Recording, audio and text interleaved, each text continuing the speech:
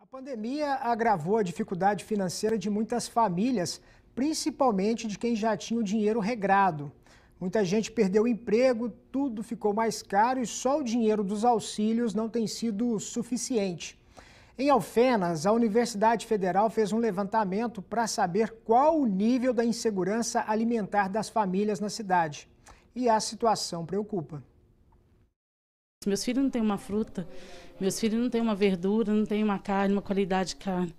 Mal dá para me comprar tem vezes que mal dá para me comprar um quilo de frango, mas às vezes é um ovo, nem ovo. O que você tem feito de alimentação para vocês 5 na casa? Um arroz, feijão, de manhã um café da manhã, aí eles pedem alguma coisa para depois do almoço, para tomar, para comer. Às vezes não tem, às vezes até tem, mas o pouco que tem que dividir com os que tem aqui dentro de casa.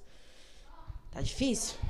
Os relatos são de 2 moradoras de Alfenas. A Tatiana mora com 6 pessoas num apartamento de 45 metros quadrados.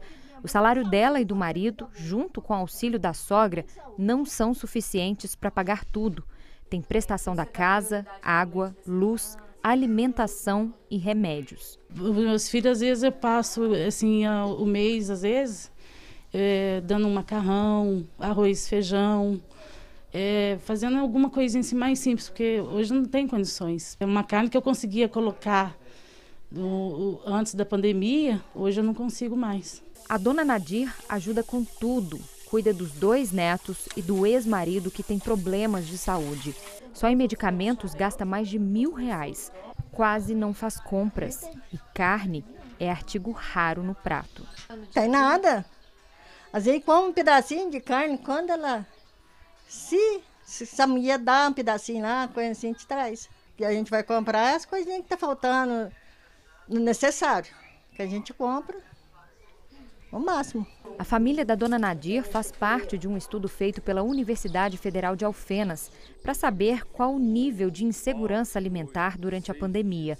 O levantamento foi feito durante 3 meses no residencial Jardim das Alterosas. A gente nos baseou num documento do Ministério da Saúde sobre a questão da segurança e insegurança alimentar. A insegurança alimentar, segundo o Ministério da Saúde, e vários estudos, quer dizer, para ter a segurança alimentar, uma alimentação variada, saudável, rica em nutrientes, com baixo índice de açúcar, sal, gordura, conservantes. Então, isso seria a segurança, o ideal.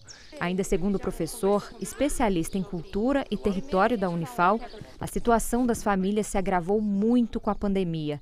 Entre os dados levantados, a pesquisa aponta que 100% das pessoas entrevistadas não compram carne faz tempo. Substituíram por ovo ou salsicha. 96% disseram que temem que a comida acabe antes de ter dinheiro para comprar de novo. 91% vivem com menos de um salário. 82% dos entrevistados contaram que não compram frutas nem verduras. Não sobra dinheiro. E 68% dos adultos disseram que já passaram dias com apenas uma refeição. Como a pandemia não acabou, então muitos desses problemas ainda vão persistir. Não que eles não existiam antes da pandemia, eles foram agravados. Então, cabe, creio que ao poder público auxiliar essa população. Aqui em Alfenas existem 8.310 famílias no cadastro único, ou seja, 1/3 da população da cidade recebe benefício de algum tipo de programa social. 35% dessas famílias em situação de pobreza ou extrema pobreza vivem com apenas meio salário mínimo por mês. Esse dinheiro até ajuda na economia, mas passa longe de ser suficiente para quem precisa. É o caso da Liliane, que está desempregada e cuida sozinha de 4 crianças. Ela tem pouco mais de R$300 de auxílio para as despesas. Sempre falta alguma coisa. Então, aí se for fazer pouco, não dá também, porque as crianças ficam pedindo mais. Dentro dessa pandemia toda, a gente já ficou meio apertado. Ficou difícil. Para ajudar essas famílias com dificuldades, a Prefeitura fornece uma cesta básica a cada 2 meses, além de pão e leite, 2 vezes por semana. Quem tem criança tem preferência. A horta feita no condomínio também tem sido um alívio para quem anda com as panelas vazias. A gente promove aos sábados atividades para as crianças aqui na horta comunitária. E além do plantio que elas fazem com a gente aos sábados, elas levam para casa também alguns itens como couve, temperos, né, futuramente abóbora que a gente plantou agora, chuchu, para poder ter uma alimentação saudável, variada, auxiliar nisso, que agora na pandemia está mais difícil, como os dados mostram. Para Tatiana, a falta de comida no armário de casa chega a ser até contraditório.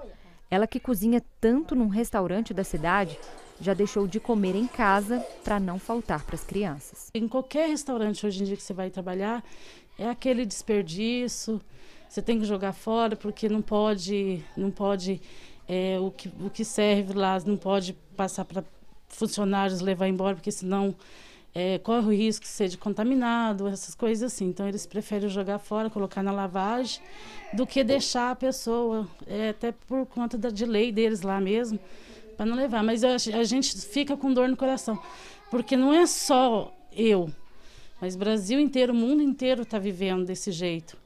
Falta das coisas, falta de alimento.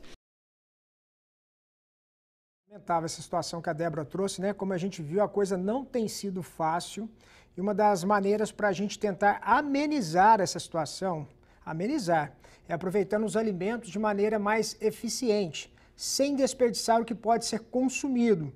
A gente vai agora conversar com Vanderlei Almeida, ele é doutor em Ciência dos Alimentos do Instituto Federal do Sul de Minas, já está aqui comigo. Muito bem-vindo, viu, professor? Uma boa tarde. Boa tarde para você, boa tarde para todos os nossos ouvintes. Professor, muitos alimentos, desculpe interrompê-lo, mas muitos alimentos que são nutritivos ainda são desperdiçados? Infelizmente, sim. Há uma prática, né, absurda de desperdício no Brasil que precisa ser combatida imediatamente. Já passou da hora da gente acabar com esse desperdício que tem no Brasil. Nós, como um dos maiores produtores de alimentos do mundo, ainda somos dos que mais desperdiçam também. Qual que é o alimento assim costuma ser desperdiçado com mais frequência, né? E o que a gente pode fazer para evitar que isso aconteça? Olha, de maneira geral, as pessoas desperdiçam grande parte dos alimentos, né? Talos, folhas, algumas cascas, que podem muito bem ser aproveitadas na nossa alimentação. Algumas delas são, inclusive, mais nutritivas do que as partes que são consumidas e são desperdiçadas. Muitas vezes, simplesmente pelo preconceito, né? As pessoas acham que aproveitar integralmente o alimento está aliado a pessoas de baixa renda. E a gente tem que mudar esse hábito, né? Essa cultura tem que ser mudada. Em casa mesmo a gente pode aproveitar esses alimentos. Qual que é a importância, né, de saber fazer esse consumo correto?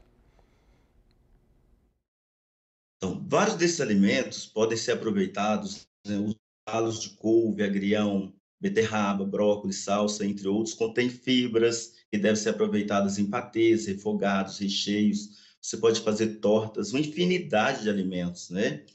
As folhas de cenoura que são jogadas fora, né, são muito ricas em vitamina A, podem virar bolinhos, sopas, picadinho. A água do cozimento das batatas, da beterraba, da cenoura também pode ser aproveitada, né? E tudo isso vai enriquecer a alimentação diária. O problema da fome do Brasil não é só a falta de alimento, é também a maneira como se aproveita os alimentos. Hoje, professor, se discute no Brasil, né, aproveitar alimentos perto do vencimento e destinar para as famílias carentes. Eu queria que o senhor avaliasse, é um dos caminhos? Sim, é um dos caminhos. Agora mesmo, uma das entrevistadas comentou que muitas empresas jogam fora, né, alimentos, temendo alguma ação ou algo do tipo, né, de uma pessoa sofrer uma contaminação. Mas se essas empresas tomarem cuidado de acondicionar esses alimentos de maneira adequada, manter esses alimentos refrigerados dentro dos padrões de temperatura recomendados, é perfeitamente possível encaminhar todos esses alimentos, né, para as populações de baixa renda, distribuir nos bairros. Existem várias maneiras de se fazer isso, de maneira segura. Juntos acaba sendo mais fácil, né, professor? Muito obrigado aí pela sua participação com a gente no EPTV1. Uma excelente tarde. Para vocês também. Foi um prazer estar aqui. Prazer é nosso. Muito obrigado.